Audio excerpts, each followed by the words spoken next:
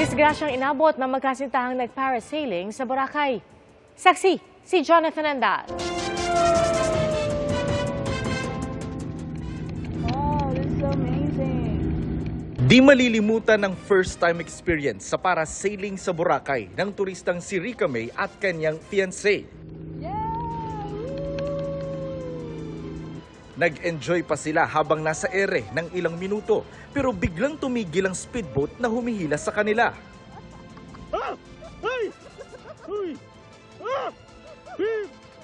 Sumunod na ang unti-unti nilang pagbaba sa tubig na bigla raw bumilis ng papalapit na sa dagat.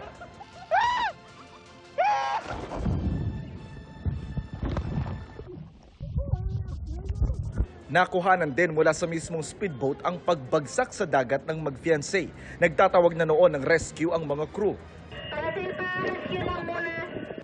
Habang nasa tubig, ilang beses pang nalubog si Rica hanggang sa maririnig na muli ang tawanan ng dalawa. Akala nila nung una, bahagi ng parasailing ang pagbaba nila sa dagat. Pero napagtanto nila ang totoo nang dumating na ang rescue boat. Nag-dive sila pababa para tanggalin ko yung mga bakal ba na nakakabit, gano'n yung vest. So sabi nila, ma'am, okay lang po ba kayo? May masakit po ba? May tumama po ba sa inyo? Nung inangat na po kami, doon nila in-explain yung nangyari. Nasira daw po yung makina. Hindi daw po nag-work yung makina and wala pong gasolina.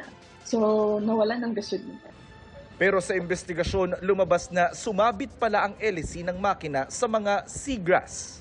Kumain daw ng makapal na seagrass yung lower part ng makina. Yung din mo po ng gasolina, di marami daw bago walang puno ng gasolina yun eh. Wala man daw silang injuries, sumakit daw ang puwetan ni Rica dahil sa impact ng pagbagsak sa dagat. Mas ikinatakot din daw nila noon ang malaking parachute, mga nakakabit sa kanilang lubid at kung may lumapit sa kanilang pating.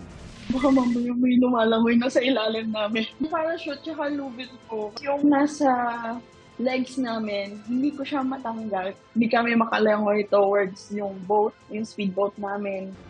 October 7 nangyari ang insidente pero kahapon lang ito in-upload sa social media hanggang sa mag-viral. Wala na ring planong magsampa ng reklamo si Rica, lalo't wala silang injuries at may pinirmahan ding waiver. It's like a waiver na parang hindi po lahat parang i-blame sa kanila since nag-consent po kami dun sa waiver na yun. At sa kabila ng naranasan, umulit pa ng parasailing ang mag-fiancé. Sayang naman yung binayad namin kung bad memories lang. And the second time around, yun, tama na lahat. At ginerd na rin, ang daming nag-guide, ang daming nag-asikaso sa amin. Sinubukan namin kunan ng panayam ang operator ng nasabing parasailing activity pero hindi pa sila nagbibigay ng opisyal na tugon. Para sa GMA Integrated News, Jonathan Andal ang inyong saksi. Mga kapuso, sama-sama tayong maging saksi. Mag-subscribe sa GMA Integrated News sa YouTube.